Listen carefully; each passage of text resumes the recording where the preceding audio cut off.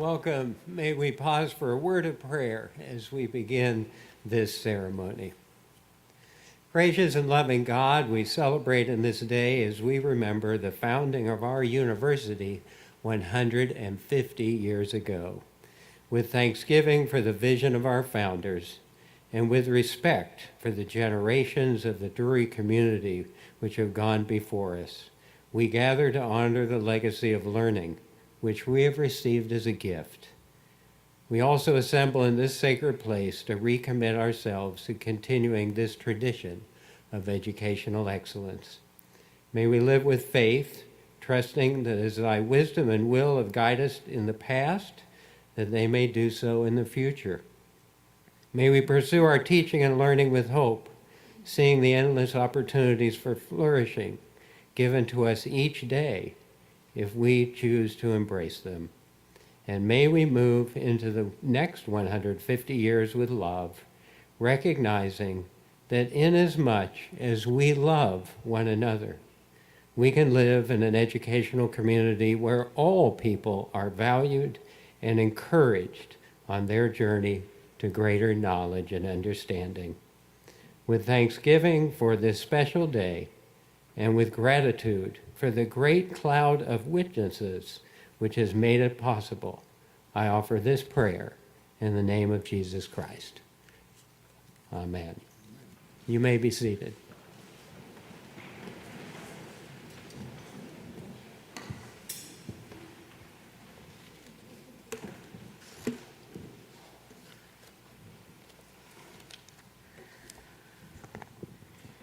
Ladies and gentlemen, respected faculty, hardworking staff, proud alumni, and dear students, good afternoon.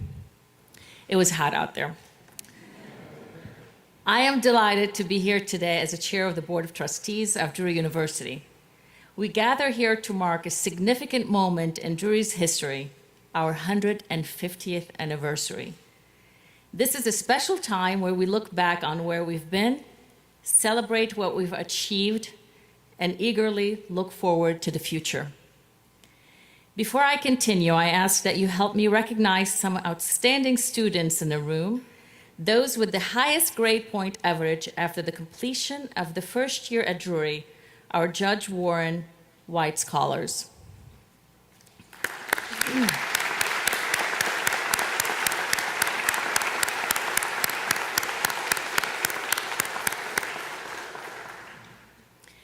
Back in 1873, Drury was a small, humble school with a big dream to provide an outstanding education. Over the last 150 years, Drury has grown into a lively community. It's a place where ideas are born and futures take shape. We've seen our campus grow, our academic programs expand, and our students go to achieve amazing things in the world. But what truly distinguishes Drury University is our unwavering dedication to student success. This commitment reflects in the success stories of our alumni who have thrived thanks to the strong foundation laid during their time at Drury. As a graduate of Drury's esteemed architecture program, I personally experienced the transformative power of this institution. This is an amazing place, and it's so dear to my heart. We all are lucky to be part of its history. But the story is still unfolding, and the legacy of Drury continues to be defined by exceptional faculty, outstanding achievements of our students and alumni, and the promise of an even more remarkable future. As we recognize this special occasion, I have the honor of introducing a unique musical performance that captures the essence of our celebration and was specially commissioned for today's festivities. Ladies and gentlemen, please join me in welcoming To Freedom and Truth Be Restored by Carlyle Sharpe. Thank you.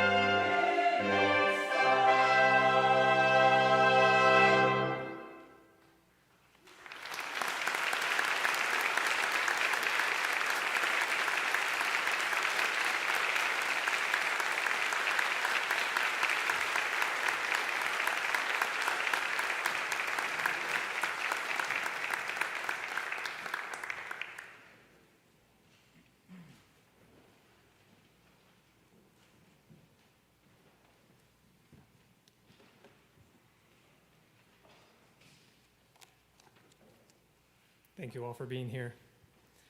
David Harrison graduated from Drury with a major in science in 1959, and he did his graduate work at Emory University. Encouragement from a Drury writing professor led David to take up writing, and since then, he has had more than 100 books published for children and teachers and served Drury as our Poet Laureate for 40 years. His work has been anthologized into more than 200 books, translated into 12 languages, sandblasted into the Burton Bar Children's Garden sidewalk in Phoenix, Arizona, and painted on a bookmobile in Pueblo, Colorado. David Harrison Elementary School is named for him, as well as a conference room in the Library Center here in Springfield, Missouri. Among dozens of awards, 2 of David's books of poetry represented Missouri in 2013 and 2018 at the National Book Fair in Washington, D.C. In 2016, the Society of Midland Authors honored him with its Children's Nonfiction Literary Award. And in 2020, he received the first Laura Ingalls Wilder Children's Literature Medal.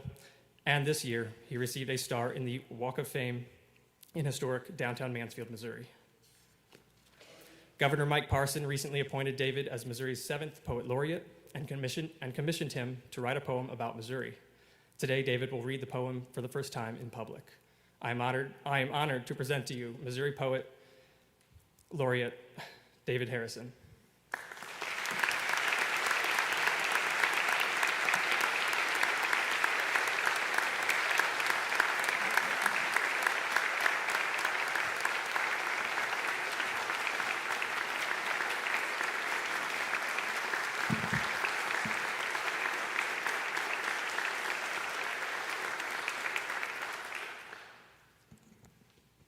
Thank you. It is high honor for me to be standing here today, given the opportunity to read to you my poem about Missouri. I am Missouri's Poet Laureate number 7.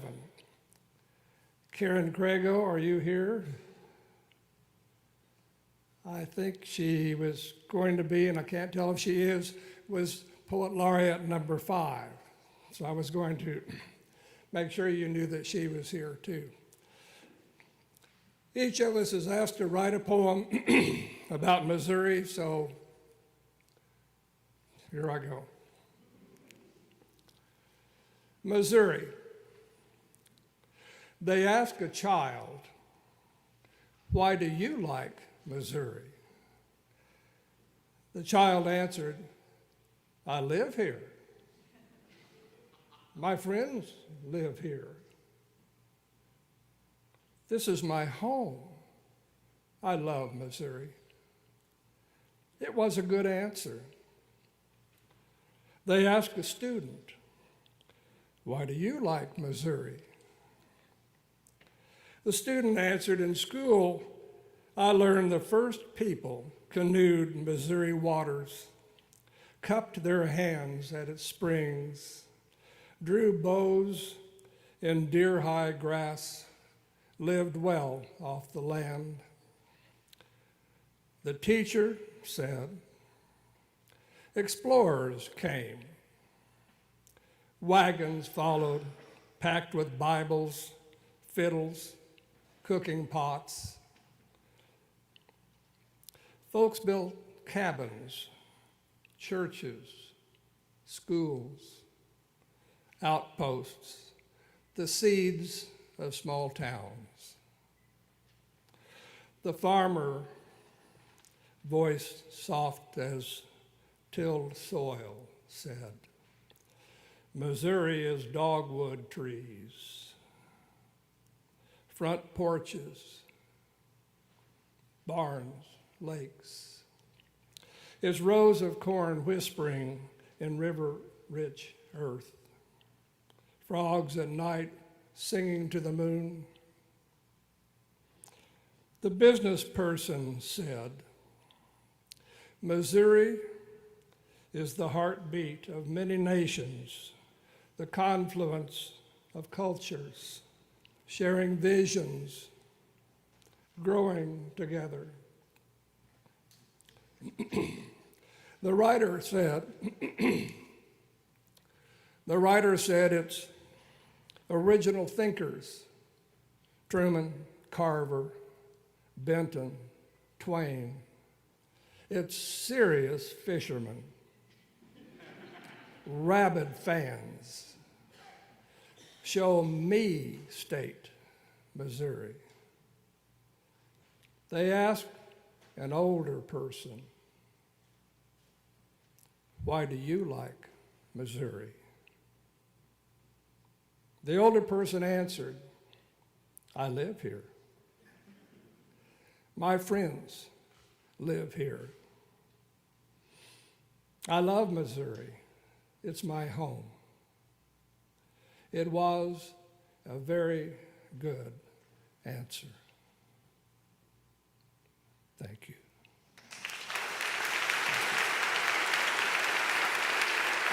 Thank you.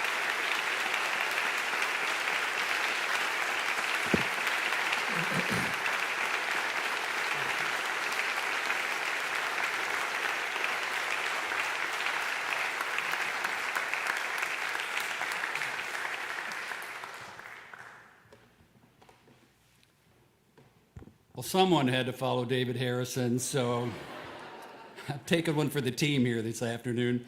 Thank you, David. Truly inspirational. It's a treasure of the state now. Before I begin my remarks, I want to let everybody know, invite you to a reception that's going to occur one block down the street at the O'Reilly Enterprise Center and the Judy Thompson Center, Conference Center. We'll have refreshments. It's one of those days where a little refreshment would do us all a little bit of good. So I hope you'll spend a little extra time and join us, talk with David, and talk with all of our guests here this afternoon. So you get original music, you get original literature, and now you got me. There's nothing original about me other than I'm an original Springfield Ozark boy. And I hope my remarks reflect the values and the beliefs that live and breathe in the Ozarks. So here we are, 150th anniversary of the place, the sesquicentennial celebration.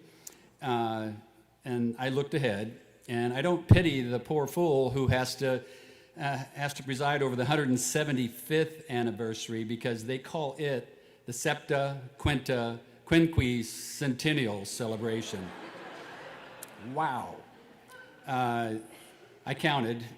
It's just 6 letters short of supercalifragilisticexpialidocious. The Septa Quinta Quinquicentennial. Sounds atrocious, right? Probably a little precocious if you say it loud enough. Yeah, I went there. So you have to have a little fun with your speech. But in all seriousness, wow, what a day. In preparation for this talk, I spent a lot of time looking at a lot of the old historical manuscripts, one of which was the speech delivered by Arthur P. Hall on the 50th anniversary of the place. Mr. Hall was one of the original students that was accepted into Drury College on September 25th, 1873. And I have a copy of his remarks. They printed them out and distributed them.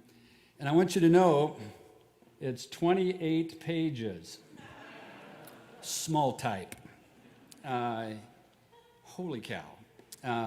All I can say is it must appear that people 100 years ago must have had a bit more tolerance and appetite for oratory than certainly would meet modern standards.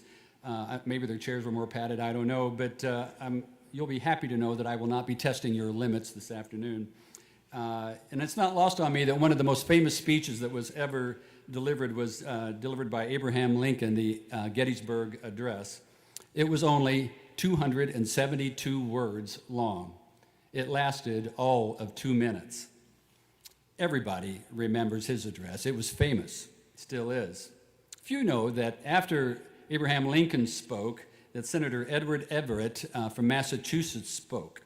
His speech was 13,607 words long, and it lasted 2 hours. Few remember it. Borrowing from the example set by President Lincoln, I would offer you this. 70 years ago, our fathers brought forth upon this hallowed ground a new college, conceived in a spirit of generosity, a place of healing, a safe sanctuary for ideas, dedicated to a liberal pursuit of the truth, which could only be achieved by inviting all points of view to the table where civil discourse could then occur. As it was 150 years ago, we are once again engaged in the great civil war of ideas, this time a national debate, questioning whether higher education, let alone a liberal arts education, here or anywhere, so conceived and so dedicated, can long endure. We are met on a great battlefield of those ideals, and today we have come together to reflect on generations of men and women who dedicated their lives to the fight so that those ideals would not find a final resting place, but would live. Our Congregationalist founders sought to create a school with a radical idea. Educate people, regardless of race, color, sex, regardless of creed, bringing them together for a common purpose, to heal a nation torn by strife brought on by a great national divide. Education for all was their remedy. Make no mistake, that healing work is not yet done. Today we celebrate the many sacrifices made by generations of trustees, administration, faculty, staff, graduates, parents, friends of education who stepped up, stepped forward, and stepped in to help the school in times of great adversity.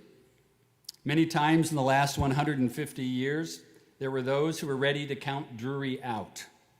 But Drury proved to the naysayers, we were not yet finished. Whether it was during times of economic hardship, world wars, pandemics, fires, storms, internal strife or crisis of leadership, we celebrate today those who fought for the liberal pursuit of the truth with investments of time, talent, and treasure to help Drury University not only survive, but to thrive. The time for investment in Drury University is not yet finished. Let everyone here clearly recognize that the fight has been passed along to us. We honor our kinship with those who have come before us by showing up each and every day, seeing things as they are, having the vision to see how things might be in a more perfect world, and having the courage to try and close the gap. Bringing even more conviction to the table when it involves a fight for the sweeter victory that it produces. This is the legacy that has been passed down to us. It is a noble calling and a just cause, a good fight that is not yet finished here. So on this monumental anniversary, upon the shoulders of those who came before us, we rededicate ourselves to that which defines us, a spirit of community passionate about student success. That passion's work is not yet done here. Let us rededicate ourselves to the good work of educating tomorrow's healers, those who choose understanding rather than suspicion, leadership rather than spectatorship, love rather than hate, to create an army of those who believe it's what you give to the world rather than what you take from it that defines a life well lived. And know, despite popular opinion, that this good work is not yet finished here. Let the sacrifices of the last 150 years not be in vain, and let us resolve to think of this anniversary not as a destination, but as a launching pad, a rebirth of Drury University's special brand of higher education. Tell those who would tell you that the world no longer needs a relevant liberal arts education. Tell them that a liberal pursuit of the truth, embracing all points of view, is alive and well and thriving at Drury University. It will long endure here and will continue to serve the needs of the world beyond. And in the good work we have to do together, let us strive so that those who will gather in 2173, 150 years from now, so that our successors will look back on 2023 and say, with the same pride that we have in our hearts today, clearly their work was not yet finished. Thank God, their work had only just begun. Hail, Alma Mater. Grand be thy destiny. Drury always.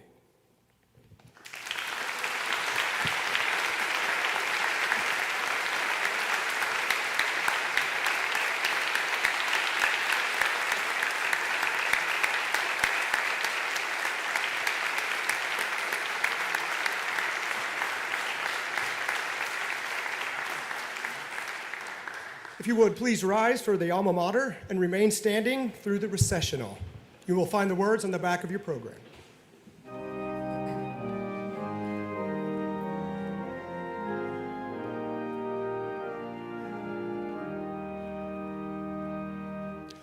Hail, Alma Mater, Drury to thee we pledge in word and deed our loyalty, raising this hymn of praise till the heavens ring. Hail, Alma Mater, Drury we sing. Christ and humanity,